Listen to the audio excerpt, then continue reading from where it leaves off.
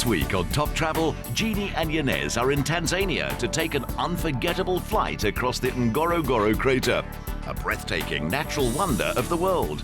Then it's back on four wheels to traverse the vast animal-rich plains of the Serengeti, en route to a safari lodge that's the perfect fusion of African architecture and world-class style. After an epic Serengeti sunrise, they take to the air once more, this time by balloon. We finally arrived in Arusha, Tanzania, a country I've always wanted to go to. Now, I've got this good friend of mine who told me about this interesting place called the Ngorongoro Crater. In fact, he's the guy holding the camera, my cameraman, a place Jeans and I have always wanted to visit. Now, on top of that, we're also going to be flying over the Serengeti. Africa's a crazy place. It's not like New York City. If you want to hail a cab, you just stick your hand out and you get that cab. In Africa, if you want to fly or get anywhere, the way to do it is in one of these babies over here. In fact, Coastal is going to be taking us around today.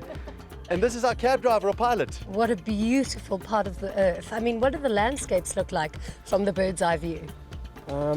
Okay, first we are going to cross Ngorongoro Crater, one of the most beautiful places in the earth.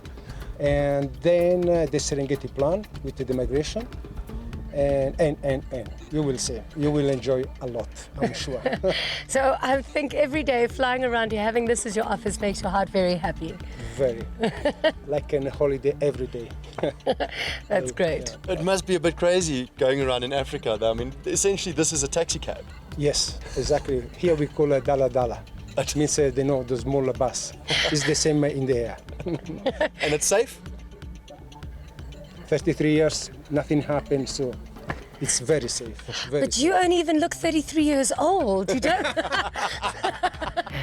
Hello, pilots. What is it with these bush pilots? They all look like George Clooney. The pilot looked like George Clooney, and on top of that, he had an Italian accent. I lost Jeannie for about 2 hours. She was gone.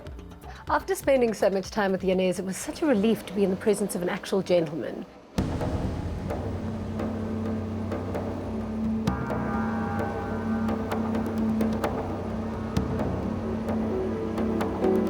When you first picture the Ngorongoro Crater, you kind of don't know what to imagine. Similarly to if somebody has to tell you about the Kimberley Hole. I mean, how big is it going to be? And I mean, what's big? Is it as big as a car, or is it as big as a house, or is it as big as a football field? So I didn't quite know what to imagine. And it was spectacular. It's huge, it's massive. From the air, it's just ginormous. What impressed me the most is the entire wall is intact. I never expected that. An unbelievable sight. Hello, Sasakwa. How are you doing? Joseph, nice to meet you. Hello, Joseph, Jeannie, lovely to meet you. Hey, that was amazing. Flying over the Ngorongoro Crater, it was beautiful. So magnificent. Wow. We found ourselves in the Serengeti, 30,000 square kilometers of pure bliss. I feel like we're in that great movie, Out of Africa. Remember, with Meryl Streep and Robert Redford? This is incredible. Our Serengeti road trip is about to kick off. Now, Serengeti in the local Maasai language means endless plains. We're in the Serengeti National Park. We're going to be moving from the west side to the east side. Now, collectively, the Serengeti ecosystem is 30,000 square kilometers large. I mean, it is huge. We're going to end up in the great Ngorongoro Crater. There's parts of the Serengeti that are known to be the wildest places on Earth. So I was incredibly excited to hear that there's also the most luxurious places on Earth just in this vicinity. And we're going to be going from one to the other in a road trip. And I can't wait. Luxury, tea and fine silver. That's exactly what camping is about. And millions of wildebeest.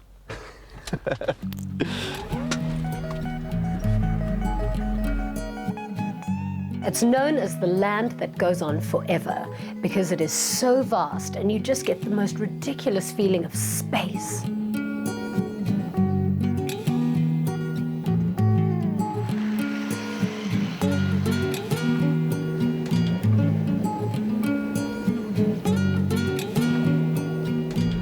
Joseph, the Serengeti is such a large area and such a big space. Is it just one place, or is it made up of lots of different places that combined make up the Serengeti?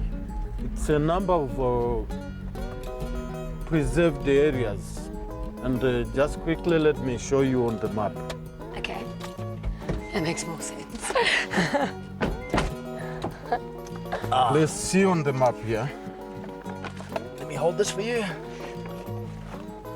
Oh, wow. Of your question, the ecosystem comprises of Masai Mara Game Reserve, which is in Kenya, and then Serengeti National Park, Maswa Game Reserve, Ngorongoro Conservation, and Loliondo Game Controlled Area. Now, when people speak about the Serengeti, you know, synonymous with that is migration, migration, migration. Where are these wildebeest right now and where they're going to? They are going towards the eastern south Serengeti, and we are in the middle of it. And by the end of July, they'll be crossing the river and going to Masai Mara in Kenya. So, Joseph, we're slap bang in the middle of the migration. How lucky is that? We're very lucky to be in the middle of the herd. There's so many. Can we go find more? Let's try to go to one. Joseph was an absolute godsend. The guy was just completely knowledgeable on the area that we're about to tackle. And for once in my life, a map made total sense. I knew exactly where we were geographically. That has never happened to me before in my life. Joseph found a spot for us to stop to have a coffee break. And for about an hour, we sat there and listened to his wonderful tales and all the experience he has of living in the Serengeti for so many years. Not only that, the guy's climbed Kilimanjaro over 50 times. He literally is a walking encyclopedia. Guys, this tree we are sitting under has a fruit called, the name of the tree is Balanite aegyptiaca, and some tribes eat the fruit in Africa. And would you like to try this? Yeah, I can taste it. He eats everything. Yeah, I'm never scared to eat anything. Ah! Ugh. What's wrong? Ugh. It's got such a bitter aftertaste. It's horrible. Have you ever had that? No, it's not my tribe. I said some tribes. Joseph, you are one funny man. I don't trust you anymore, Joseph. Stay tuned. Janez and Jeannie go in search of the park's Big Five, learn more about the annual migration, and check in at their luxurious lodge. The Serengeti National Park is huge, yet everywhere we went, we saw animals. We couldn't stop seeing animals. It's remarkable, it's phenomenal. July to October is the best time to catch the migration in Kenya. The rest of the time belongs to Tanzania. And the main engine controlling this migration? The rain. Joseph, why are they doing this? With the wildebeest, they migrate looking for food, and part of the year they go for reproduction. And right now they are looking for good pasture and drinking water. Seeing the rain, you can see the grass is becoming green. That ensures to them that they'll get green pasture, and also they'll get available drinking water. So what you're saying is most of the females are pregnant? Most of them, majority are pregnant, and they'll be calving for 2 weeks, with duration of 2 weeks in February. And why southeast is because of the plains, there's no trees, the grass is green, and the composition of the soil is much rich in phosphorus, and that is supposed to make the female produce more milk for the growth of the newborns. Is it true that during that birthing period they'll give birth to about over 500,000 calves? Yes, it's true. And the main point there is it's being estimated that 40% of the newborns will survive to see their first birthday. During the migration, some 250,000 wildebeest died, traveling all the way from Tanzania to the Masai Mara in southern Kenya. That's probably about 800 kilometers. They die from thirst, from hunger, from pure exhaustion, and from predators. The Serengeti has a lot of lions. They're everywhere. One thing I can say about Africa is that it certainly hardens you. You know, seeing skulls and carcasses, I didn't think that I could ever get used to it. I get incredibly emotional seeing that kind of thing. But one thing you learn, whether you're in the Serengeti or the Ngorongoro Crater, is that it's a circle of life, and it's beautiful. Unfortunately, one needs to exist, and the other needs to die for the others to exist. And so it creates a very happy balance. The Great Migration is truly great. It's 1.2 million wildebeest migrating, 750,000 zebras, or zebras like the Americans say, and thousands of other animals. Think about it, 500,000 calves are born, and it's a completely beautiful, synchronized event. Jambo, jambo bwana, habari gani? Nzuri sana. Jambo bwana, jambo, jambo bwana, habari gani? Thank you, guys. Wow, 2 hours of an African massage. I should be feeling totally relaxed. That's exactly the best explanation for it. 92 kilometers on a dirt road through the bush to get to fantastic Serena Serengeti. Now, you might think that 92 kilometers doesn't sound very far, but it took us about 3 hours because it's a windy, bumpy road. However, Hakuna Matata, no worries. I feel like relaxing. The serenity of the Serengeti Serena Lodge. That's all I need right now. Karibuni Serena, hakuna matata. The Serengeti Serena Lodge, perched on top of a hilltop overlooking the plains, absolutely beautiful. And then a typical African welcome, song and dance. You gotta love it.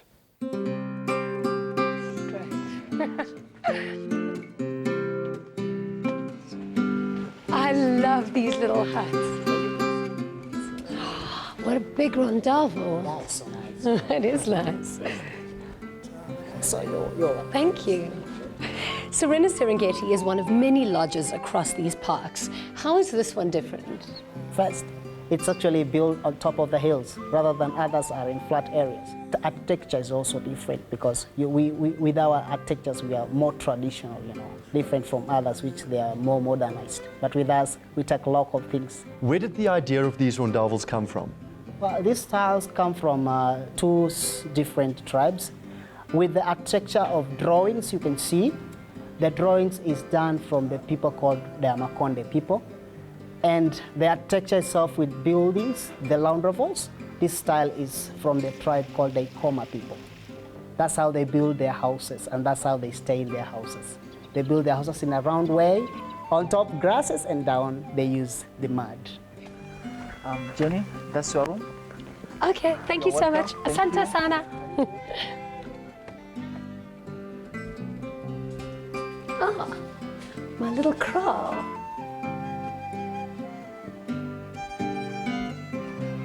Oh, this is just majestic. Come and have a look at this. Wow, this is something. I really hope the camera can capture the beauty of what is truly Africa. I mean, just thousands of acacia trees and what looks like it's going to be one of the most spectacular sunsets over the Serengeti. The rooms were great because they were these really authentic little huts, and I don't think anyone could ever imagine the beauty before your eyes when you open those doors and you look out at the view. I mean, it's not even postcard perfect. It's not even an oil painting. It far, far exceeds the beauty of what you can imagine it to be. Jeanez and I aren't usually nervous travelers, but here at the Serengeti Sarena, there's reason to be nervous because we are literally... There's zebras, wow. We're literally in the wild. There are wild animals everywhere. I was speaking to Yono, who's head of security, he was telling me the other day they found 2 leopards roaming around these rondavels, lions, elephants, you name it. And apparently there's a swimming pool up ahead of us, and that the animals actually use that swimming pool as a watering hole, right? Yes. And we're not allowed to walk around by ourselves in the dark. Yes, you're not allowed to walk by yourself in the dark. So you're going to save our life with a torch? Yes.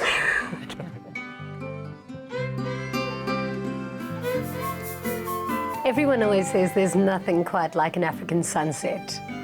Oh, there is. An African sunrise. Wow. There's very few things in life that can warrant or even justify a 4 a.m. wake-up call. But today is something different. Today's the thing that dreams are made of. We are taking a hot air balloon over the Serengeti and will possibly even spot the migration. This is why I'm alive. This is why I love Africa. This is why I love my job. This isn't just a bucket list, it's the ultimate bucket list. Ballooning over the Serengeti. We've got to go. They're calling us for the safety briefing. Come join us. You ask yourself, why would I wake up at 4 a.m. in the morning in Africa. Why would you do that to yourself? To go ballooning, and then you realize it's more than worth the while. When we come back, we take to the skies for a bucket list worthy balloon ride across the Serengeti before breaking out the bubbly. This is incredible, huh? Really, this is magic. With the sun rising over Africa, early morning, It's can't be. about to take off on a balloon ride over the Serengeti. Can life get any better? The hot air balloon was invented in 1783, and funny enough, convicts were almost the first pilots. Basically what happened was these two brothers invented the hot air balloon, but they had promised their father that they would never fly in it. So when it came to the first flight of the balloon, the king kind of said, well, just use the convicts, put them in the balloon so that if anything happens to them, it doesn't really matter. And the Queen said, oh no, we can't do that, because what happens if it's a great success? We can't make heroes of the convicts. And so some guy called Jean-Francois Pilatre was the first pilot ever in the world. And he flew in a hot air balloon. Funny enough, the word pilot now exists from his surname, Pilatre. Captain, I see a small little hole in the balloon. Is that something to worry about? No. You sure about that? Yes, I'm sure. Okay. Just in case. Wow, this is absolutely, it's magical. That's the right word to Because use. it's so noisy and then it just goes totally calm and peaceful.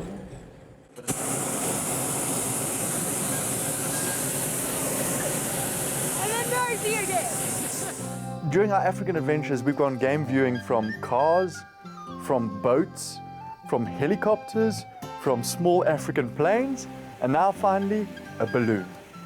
Where is the wildlife this morning? Are they in the zoo? No, it depends. Some of the day you see a lot, some of the day you don't see. This is like fishing, eh? Yeah. You might go out, you find something, you might go, you don't find anything. But as long as we are cruising in Serengeti, you never know what's going to happen. Yeah. So This is so magical. Tell us about where we've started and what we're going to see on this journey. we started from Masai Kopis. The place, our launching site, we normally call it Masai Kopis, and that's where we started from. But where we land, nobody knows, because we go 100% of wind speed and direction. But the only thing, we have our flying area where we know it's safe and easy for our crew to come and get us.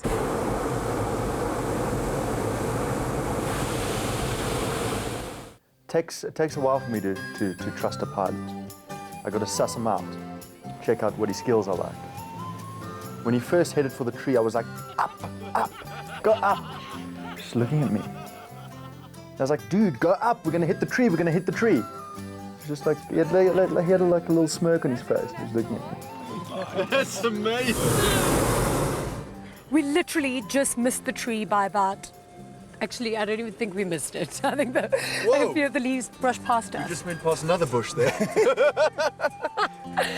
It's okay. Your measurements are perfect, eh? Mm-hmm. I was joking earlier. I said to him, have you ever flown from a tree? And he said, no, never. So he decided to touch the tree for us.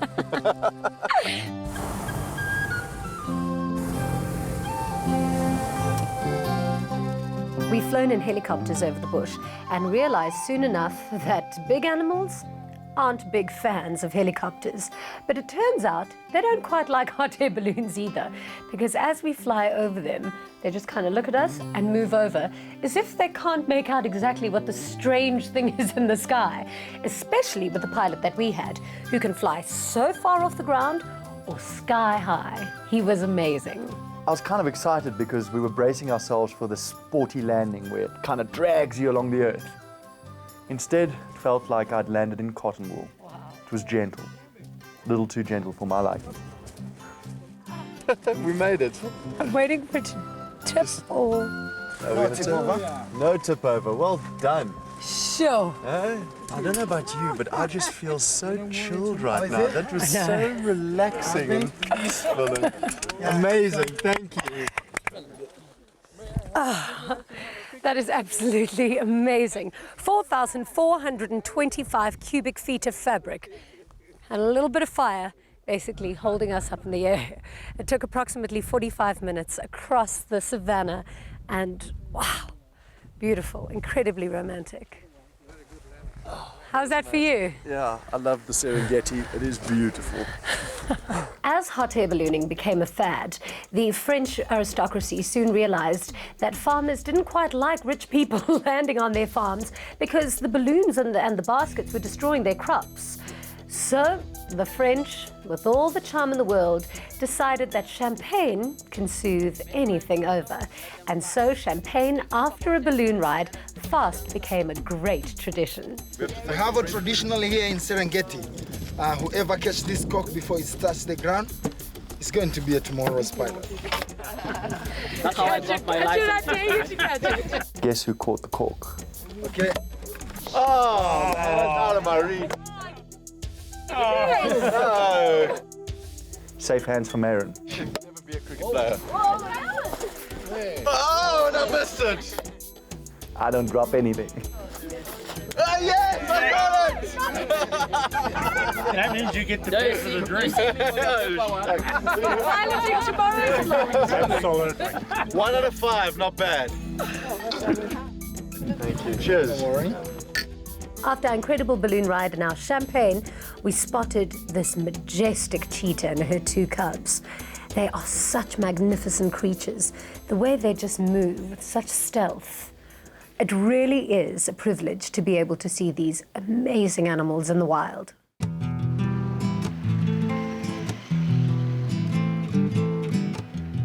We moved away from the epic Serengeti and found ourselves at the Ngorongoro Crater. It was formed how? About 2 to 3 million years ago, a giant volcano exploded and landed on top of itself and created this intact, beautiful natural wonder of the world. The Ngorongoro Crater, I think that view says it all. It is the largest inactive, intact and unfilled caldera in the world. It is absolutely spectacular. It's so fascinating. It's easy to see why it's a UNESCO World Heritage Site and is known as the 8th wonder of the world. In fact, it offers a very unique biosphere that exists now as it did in the beginning of time. In fact, what you're looking at is a perfect world because there's a perfect equilibrium of everything that exists within that caldera. It's also dominated by thousands and thousands of animals that I'm dying to see. Next week on Top Travel, Jeannie and Janez explore the crater and all its wondrous wildlife, then head to a traditional Maasai village. Here, Janez quite literally jumps at the chance to learn what it takes to be a real man. This involves a close shave and a new look. Let's hope he makes the grade, as he's about to start the intensive preparation for his next journey. And this one's a testing adventure, a 6-day hike to the top of Mount Kilimanjaro.